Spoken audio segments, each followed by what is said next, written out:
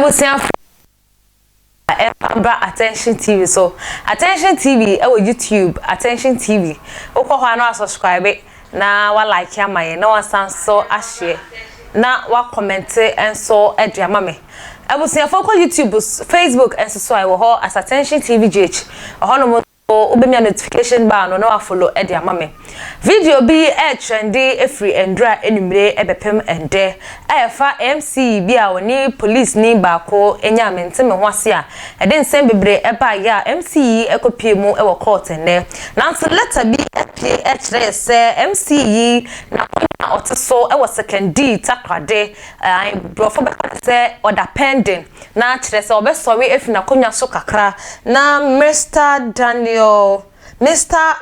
Kwabena Otreda Comensa abefa na konwa no so kakra Mr. Otreda Comensa so yenka ne se honorable ewo Western region ehonoma na kire se MC yi Abdul Issa osi form kakra na Mr. Kwabena Otreda ko abetnemu ediama no yeah, ebusia for letter ya etwegu ewo mfini so anaso phone so yenkenkan embomwe yasha yesi Ministry of Local Government Decentralization and Rural Development yeba ase na yesi press statement na kire se enye adebia Attention TV for yakotena se ayatwra yede ebre ebusia for anaso wona wodo Attention TV yeba ase so a yesi suspension of MCE pending inquiry.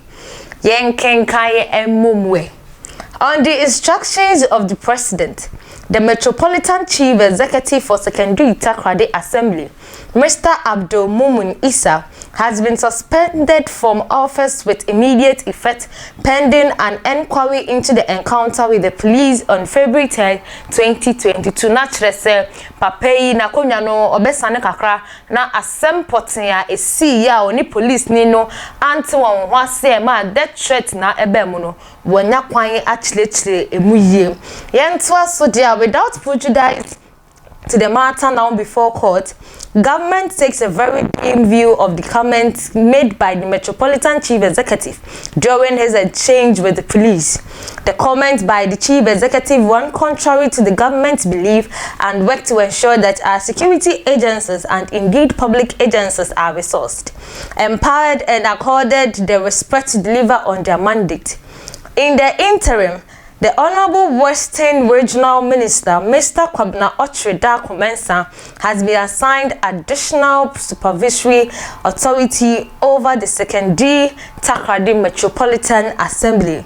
Signature ewo Daniel Botwe MP ewo Honorable Minister so ensa esha asyebi na we any follow up efa ensensema ekoso endo enumira ewo Secondi Takoradi ehonum patemu a MC ya oda ho ene police ni ana oye nedjuma as patrol ntawantawa na sementeme ho ase ebi ebaye ebusunya aha ana yedi besi Attention TV enye keep watching makram.